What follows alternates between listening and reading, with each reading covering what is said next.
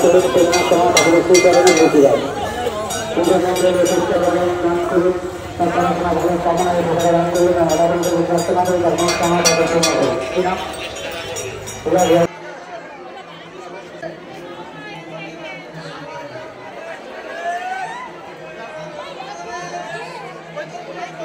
শুরুতে দেখেই বুঝতে পেরেছেন আজ চলে গেছিলাম গাইঘাটার জলেশ্বর মন্দিরে। 850 বছরের পুরনো এই মন্দিরটি, যেখানে ঠাকুর জলের তলায় থাকেন। জলের তলায় মহেশ্বর, পূর্ণতীর্থ জলেশ্বর। এই মন্দিরটি কবে কিভাবে তৈরি হলো, তার পুরো ইতিহাস এবং চড়ক ও নীল ষষ্ঠী উপলক্ষে এখানে ভক্তদের সমাগম হয়েছে, বিশাল বড় মেলার আয়োজনও হয়েছে, সবটা জানতে আজ চলে গেছিলাম গাইঘাটায়। দেখতে থাকুন পুরো video, stay tune on explore with Suman. তো এখন দাঁড়িয়ে আছি দক্ষিণেশ্বর স্টেশনে। এখান থেকে ডানকুনি ধরে যাব হচ্ছে দমদম, দেন ওখান থেকে চেঞ্জ করে হাবড়া যাব। সো আজকে নীল উপোস উপলক্ষে যাচ্ছি। এখন দেখতেই পাবেন কোথায় যাচ্ছি। এবং এই আজকের দিন এবং কালকের দিন, কাল আছে চড়ক, চৈত্র মাসের সংক্রান্তি, এই দুটো দিন ঈশ্বর দর্শন দেন। তারপর তিনি আবার 1 বছরের জন্য জলের তলায় চলে যান। সেই জন্যই আজকে যেহেতু ওনার দর্শন পাওয়া যাবে, তাই নীল ষষ্ঠী বা নীল পুজোর দিন আমি আজ যাচ্ছি ঠাকুরকে দর্শন করতে। আজকে নীল উপলক্ষে দক্ষিণেশ্বরে যথেষ্ট ভিড় হয়েছিল। সেখানে বহু মানুষজন এসছেন জল ঢালতে, তারা এখন ফিরে যাচ্ছে।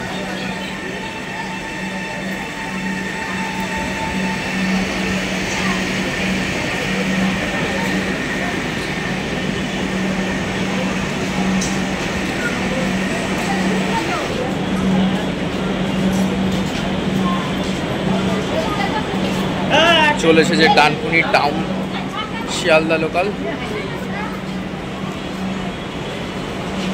ICF coach.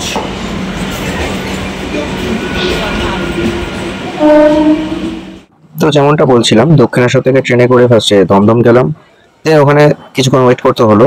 ওখান থেকে শিয়ালদা বনগা লোকাল ধরলাম, দেন সেখান থেকে হাবড়া গেলাম। হাবড়াতে নামলাম অ্যারাউন্ড 5:30। এরপর হাবড়াতে সেদিন ছিল নীল উপোস, চৈত্র সংক্রান্তির আগের দিন, রবিবার, প্রচুর ভিড়। স্টেশন সংলগ্ন দেখলাম বাজার একদম জমজমাট। তো ওখান থেকে জাস্ট নেমেই একটা প্ল্যাটফর্ম থেকে নেমে সামনে একটু সোজা হাঁটলে একটা 3 মাথার মোড় পড়বে, বড় চৌমাথা। তো এটা হচ্ছে হাবড়া স্টেশন। এখান থেকে বেরিয়ে এই রাস্তাটা দিয়ে সোজা মিনিট 2-3 মতো হাঁটতে হবে। সোজা হাঁটলেই বড় বাজারের মোড়ে মাথা পড়বে, মার্কেট প্লেস যেটা। এখানে সব রকম দোকানপাট রয়েছে, একদম ভরা জমজমাট বাজার। এখান থেকেই একটা অটো স্ট্যান্ড থেকে অটো যাচ্ছিল জলেশ্বর মন্দির, তাতে বসলাম।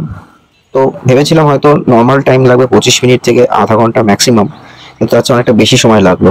ভিডিওটা দেখুন, বুঝতে পারবেন যে চৈত্র সংক্রান্তি বা তার আগের দিন ঠাকুরকে দর্শন করতে গেলে কি পরিমাণ ভিড় হয় এবং হাবড়াতে কি চলে সেদিনকে নীল ষষ্ঠী উপলক্ষে, সেটা আমি সেদিনকে গিয়ে বুঝতে পেরেছিলাম। এবং আমি সবাইকে একটাই রিকোয়েস্ট করব যে যদি নেক্সট ইয়ারে নীলের উপোস বা চড়কের দিন কেউ যদি হাবড়া হয়ে গাইঘাটার এই জলেশ্বর মন্দিরে যান, তাহলে ডেফিনেটলি বেলা 12টার মধ্যে আপনারা হাবড়ার মধ্যে চলে আসুন, অটোয় করে আপনারা জলেশ্বর মন্দিরে যান। তবে সেদিন যা ভিড় ছিল, পুরো ভিডিওটা দেখুন, তাহলে বুঝতে পারবেন যে আমি খুব কষ্ট করেই রীতিমতো প্ল্যান করে আমাকে বাড়ি ফিরতে হয়েছিল, নইলে হয়তো আমাকে বাইরেই সেনকে থাকতে হতো। Stay tune on explore with Suman, আর ভিডিওটা পুরোটা দেখতে থাকুন।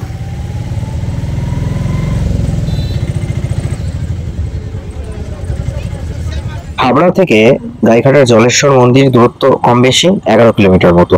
অটোতে নর্মালি যেতে সময় লাগে 25 মিনিট, ভাড়া নেয় 20 টাকা। একদম জলেশ্বরের মন্দিরের সামনে নামাবে, জলেশ্বর মোড় হয়ে জলেশ্বর মন্দির যেতে লাগে। এবার সেদিনকে নীলের উপোস উপলক্ষে এত ভিড় হয়েছে, যেটা জানতে পারলাম যে হাবড়া সংলগ্ন বা ওই পুরো এরিয়াতে, ঠাকুরনগর বলুন বা আশপাশটা পুরোটা, অশোকনগর, গুমা, এই সমস্ত জায়গা থেকে বহু মানুষ সেদিনকে হাবড়া স্টেশনে আসে। সেখান থেকে পায়ে হেঁটে গাইঘাটাতে একটা নদী আছে, যমুনা নদী বলে সবাই ডাকে লোকাল এরিয়ার, সেখান দিয়ে 13 কিলোমিটার হেঁটে যায়। তারপর সেখান থেকে জল তুলে আবার হাবড়াতে ফিরে আসে। হাবড়া স্টেশনের সামনেই, যেখান থেকে আমি অটো ধরলাম, ওখানে একটা শিব ঠাকুরের মন্দির আছে, সেখানে সবাই জল ঢালে, যার জন্য রাস্তাটা প্রচন্ড জ্যাম থাকে। এবার এখানে তো হাবড়াতে একটা জল ঢালার ভিড় আছে, তার সাথে আবার গাইঘাটাতে জলেশ্বরের মন্দির, সেখানেও ভিড় আছে। সেখানের ভিড়টা আবার তার থেকেও বেশি ছিল। প্রায় সারা রাত্রির আগের দিন সকাল থেকে বহু লোক আসেন, কম করে নাকি এবছর 5 লাখের কাছাকাছি লোক এসছে দুদিন ধরে। এবার সেখানে কিন্তু আরো দূর থেকে, ঠাকুরনগর বলুন, আরো দূর দূর থেকে, বনগা থেকে প্রচুর লোক আসছে জলেশ্বরে। তো জলেশ্বরে ভিড়টা এত বেশি থাকে বলে কিছু সংখ্যক মানুষ এই হাবড়ার যে মন্দিরটি রয়েছে শিব ঠাকুরের মন্দির সেখানে জল ঢালে। তো আমি এই ভিড় ঠেলে যাচ্ছি যাচ্ছি যাচ্ছি, তো আমার 5:30টার সময় যে অটোতে করে গেলে খুব বেশি হলে 6:15 নামার কথা ছিল জলেশ্বর মন্দিরে, সেটা আমার নামতে নামতে বেজে যায় 7:20। মানে ভাবুন, আমি অটোতে কম বেশি প্রায় 1 ঘন্টা 45 মিনিট মতো বসে আছি, এত জ্যাম ছিল। তারপর তো জলেশ্বর মোড়ে গাড়ি নামিয়ে দিল, দেন সেখান থেকে আমি জলেশ্বর মন্দির পর্যন্ত হেঁটে গেছিলাম, টোটো পাইনি।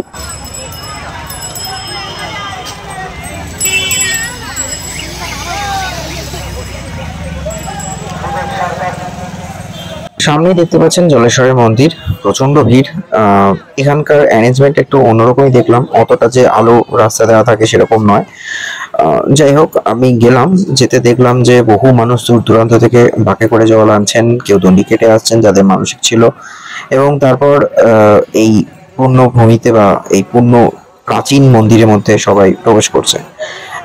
সামনে ফেরার কিছু অটো বা টোটো এগুলো রয়েছে।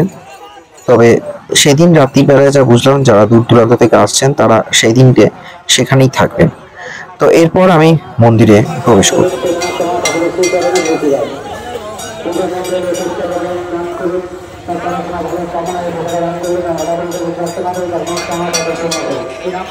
জলের তলায় মহেশ্বর, পুণ্যতীর্থ জলেশ্বর। সত্যি জায়গাটার সাথে এতটাই আমি জড়িয়ে গেছিলাম, ছিলাম হয়তো 1 ঘন্টা, কিন্তু এত সুন্দর পরিবেশ মন্দিরের ভেতরটা, মানে ধারণার বাইরে। খুব সুন্দর সেদিনকে ভিড় থাকলো, অ্যারেঞ্জমেন্ট খুব ভালো লেগেছে, কোনো হই হট্টগোল বা কোনো রকম প্রবলেম কিছু হয়নি। মন্দিরে ঢোকার মুখেই বাঁদিকে পড়বে একটি কালী মায়ের মন্দির, এবং তারপর সেখানে আমি দর্শন সেরে দেখলাম মা কালীর একটি মূর্তির সাময়িকভাবে একটা টেম্পোরারি টিনের মন্দির মতো রাখা রয়েছে, সেখানে পুজো হচ্ছে। সেখান থেকে এগিয়ে যাই এবং এই যে দেখছেন এখানে প্যান্ডেল করা হয়েছে, এবং যারা দূর দূরান্ত থেকে এসেছেন তারা সারা রাত্রি এখানেই থাকবেন, কারণ রাত 12টার পর নাকি এখানে মহেশ্বরকে আনা হবে, যেটি জল থেকে তোলা হয়েছে। এবং তারপর তার সামনে একজন মুসলিম সম্প্রদায়ের একজন মহিলা প্রথম মোমবাতি জ্বালাবেন, তারপর সবাই নীলবাতি এখানে জ্বালানো শুরু করবেন। এটা নাকি এখানকার রিচুয়াল। তো এই যে দেখছিলেন যে বাঁদিকে একটি কালীমায়ের মন্দির তৈরি হচ্ছে, আর তারপর আমি এখান থেকে দেখতে পাই যে মূল গর্ভগৃহে, যেটি সারা বছর যে শিলাটিতে পুজো করা হয়ে থাকে ব্রহ্মশিলাতে, সেটিতে সবাই নীলের উপসে উপলক্ষে সবাই জল ঢালছে। তো প্রথমে আমি ভাবলাম যে আমাকে প্রচুর লাইন দিতে হবে, কারণ লাইন প্রায় 2 কিলোমিটারের কাছাকাছি রয়েছে, সেই পুকুর পাড় পেরিয়ে চলে গেছে। কিন্তু ওখানকার ভলেন্টিয়ারদের রিকোয়েস্ট করতে বললাম যে অনেক দূর থেকে আসছি, তো বললেন ঠিক আছে আপনি চলে আসুন এবং ভেতরে আপনি দর্শন করতে পারেন, ছবি যদি মনে করেন তুলতে পারেন, কোনো অসুবিধা নেই। ভলেন্টিয়ার আমাকে খুবই হেল্প করেছিল। দেন আমি সেখান থেকে সোজা চলে আসি ভেতরে মন্দিরের গর্ভগৃহে। প্রচুর ভিড় ছিল, সবাই আসছেন, জল ঢালছেন, ঠাকুরমশাইরা রয়েছেন, কিন্তু সেখানে ওই আলাদাভাবে সংকল্প করে পুজো দেওয়ার মতো পরিস্থিতি নেই। সবাই আসছেন, আকন্দ মালা পরাচ্ছেন এবং জল ঢালছেন। দুজন রয়েছেন, তারা ফলগুলো বা দক্ষিণা এগুলো গ্রহণ করছেন। এই জলেশ্বরকে নিয়ে যে সমস্ত ইউটিউবাররা নানা রকম ভিডিও করেছিলেন যে নীলের উপোস আসলে হয়তো যে ব্রহ্মশিলাটিকে বা যে শিলাটিকে জলের তলা থেকে তোলা হয় চৈত্র মাসের 3য় সোমবারে, সেটি হয়তো দর্শন পাওয়া যাবে, সেটা ঠিকই। কিন্তু একটু ইনফরমেশন দিয়ে রাখি যে নীলের উপোসের দিন রাত 1টার পর ওই শিলাটি, যেটিকে জলের তলা থেকে তোলা হয়েছে, এবং তারপর ওখানকার যে 8টি গ্রামে ঠাকুর ঘুরছেন, সেখান থেকে তিনি আসবেন রাত 1টার পর, এবং তারপর তাকে এখানে সবাই দর্শন করতে পারবে। পুজো বা জল ঢালার ব্যাপার থাকে না, তার সামনে নীলবাতি জ্বালানো হয় এবং ঠাকুরমশাই এখানে 2 দিন ধরে পুজো করবেন। তারপর বৈশাখ মাসের রাত 9টায়, পয়লা বৈশাখে আবার পুনরায় জলে স্থাপিত করা হবে। এই হলো জলেশ্বরের নিয়ম। তবে একটু বলে রাখি যে এখানে যে মূর্তিটি বা যে ব্রহ্মশিলাটিতে সারা বছর পুজো হয়ে থাকে, সেটিতেই নীল ষষ্ঠীর দিন সারা জায়গা থেকে যে সমস্ত মানুষেরা বা ভক্তরা আসছেন তারা জল ঢালছেন। যে শিলাটি বা যে বিগ্রহটি জলের তলা থেকে আনা হবে, সেটিকে কিন্তু তারা বাকিরা সবাই শুধুমাত্র দর্শন করতে পারবেন, জল ঢালতে পারবেন না। কিন্তু এরপর আসছি মন্দিরের ইতিহাস সমূহ। আজ থেকে 850 বছর আগে এখানকার স্থানীয় যে সমস্ত সন্ন্যাসীরা এই জলেশ্বর মন্দিরে শিলাটির পূজা করতেন, সেই সময় মোগল সাম্রাজ্য বা বাংলার নবাবদের কিছু আক্রমণ হয়েছিল। কনভার্টেড মুসলিম বা হিন্দু মন্দির ভেঙে ফেলা, এগুলোর প্রচন্ড অত্যাচার চলতো। তখন সে সময় সন্ন্যাসরা এই শিলাখণ্ড বা যেটিকে জল থেকে তোলা হয়, সেটিকে মন্দির থেকে লুকিয়ে তারা সামনের যে পুকুরটি রয়েছে সেখানে তারা লুকিয়ে রাখে, এবং তারপর থেকেই এই ঠাকুরকে সবাই জলেশ্বর নামে পরিচিত হতে থাকে, যে ঠাকুর জলের তলায় থাকেন। আর তখন থেকে তারা ঠিক করে যে শুধু নীল ষষ্ঠীর দিন তাকে পুজো করা হবে, চড়কের দিন এখানে বটিচাপ হবে, এবং পয়লা বৈশাখের দিন পুজো করে পুনরায় আবার জলের তলায় রাখা হবে। সেই নীতিটি এখনো চলে আসছে। সে সময় গাইঘাটার রাজা রমেশচন্দ্র বা জমিদার রমেশচন্দ্র বন্দ্যোপাধ্যায়ের কাছে তারা অনুরোধ করে যে একটি মন্দির বানাতে, এবং তারা সেই শিলাখণ্ডটিকে নিয়ে জমিদারের বাড়িতে নিয়ে যান। জমিদারের মা তার পূজা করেন। তখন রাজা বলেন যে না, এখানে সব চলবে না, এবং যে স্থানে পুজোটি করছিলেন জমিদারের মা, সেখান থেকে শিলাখণ্ডটিকে তুলতে গেলে তিনি সরাতে পারেননি। তখন রাজাও বুঝতে পারেন যে হ্যাঁ, এই শিলাখণ্ডটির কিছু ব্যাপার তো আছে, কোনো ঈশ্বরিক ক্ষমতা রয়েছে। ঐশ্বরিক ক্ষমতা থাকার ফলে তখন তিনি ঠিক 60 বিঘা জমি তিনি দান করবেন, যেখানে এই মন্দিরটি তৈরি হবে। তারপর তিনি এই মন্দিরটি বানিয়ে দেন, এবং তারপর থেকেই এখানে পুজো শুরু হয়।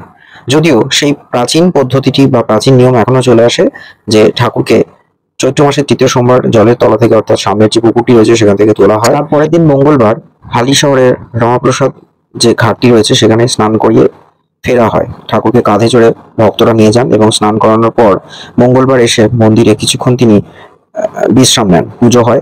তারপর দিন থেকে, অর্থাৎ বুধবার থেকে 8টি গ্রামের প্রত্যেক ভক্তের বাড়িতে তিনি কিছুক্ষণ করে থাকেন, দর্শন দেন, এবং তাকে আপ্যায়ন করে নেন সমস্ত গ্রামের বাসিন্দারা। বলে রাখা ভালো যে প্রত্যেক দিন 12টার সময় ঠাকুরকে এই মন্দিরে আনা হয়, এবং 2 ঘন্টা তাকে আরতি ভোগ নিবেদন করার পর 2:30-3টে নাগাদ করে আবার ভক্তরা কাঁধে চেপে তিনি গ্রামে পরিদর্শনে যান, এবং প্রত্যেক ভক্তের বাড়িতে কিছুক্ষণ করে সময় কাটান। এইভাবে তৃতীয় সোমবার থেকে নীল পুজো পর্যন্ত চলে। তারপর নীল পুজোর দিন রাত 12টার সময় ঠাকুরকে পুরোপুরি সম্পূর্ণ শুদ্ধভাবে স্নান করিয়ে নববেশে তাকে কাঁধে করে মন্দিরে নিয়ে আসেন, এবং তারপর নীলবাতি জ্বালিয়ে পুজো শুরু হয়। ঠিক এইভাবে চড়কের দিনও পুজো হয়, অর্থাৎ সংক্রান্তির দিন এখানে বটিচাপ হয়।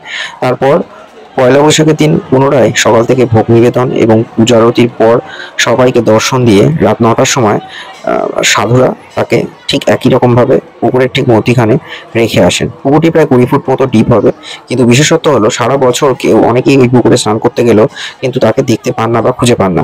একমাত্র সোমবার, চৈত্র মাসের তৃতীয় সোমবারেই তিনি দর্শন দেন, এবং ভক্তরা বা সাধু সন্ন্যাসীরা যারা নেন তারা তাকে তুলে আনেন। এবং এখানে দেখতে পাচ্ছেন যে নীলের উপোস উপলক্ষে প্রচুর ভক্তের ভিড় হয়েছে, তারা পুজো দিচ্ছে, জল ঢালছে, এবং অপেক্ষা করছে কখন রাত 1টার সময় ভক্তদের বাড়ি থেকে পুনরায় ঠাকুরকে এখানে আনা হবে এবং 2 দিনের জন্য দর্শন দেবে। এই হলো জলেশ্বরের কাহিনী। বলে রাখা ভালো যে এই জলেশ্বরকে নিয়ে কিন্তু আরো অনেক পৌরাণিক ইতিহাস আছে, যেমন ঠাকুরের এখনো জমিদার প্রদত্ত বেশ কিছু সম্পত্তি রয়েছে যেগুলো দেবোত্তর এস্টেট। এখানে একটি বড় মন্দির তৈরি হচ্ছে, তাই বহু মানুষ এখানে দান করছেন। সারা রাত ধরে এখানে মানুষ থাকবেন, এখানে ভান্ডারা হবে, ভোগ প্রসাদ গ্রহণ করবেন। তো ঘটনাচক্রে আমি রাত্রি 8টার সময় সেখানে উপস্থিত হই। মন্দিরের ভেতরে যেটি সারা বছর পুজো হয় সেটি দর্শন করি, কিন্তু মূল ডোমশিলা সেটা আমি দর্শন করতে পারিনি। রাত 1টার সময় সেখানে নিয়ে আসা হবে।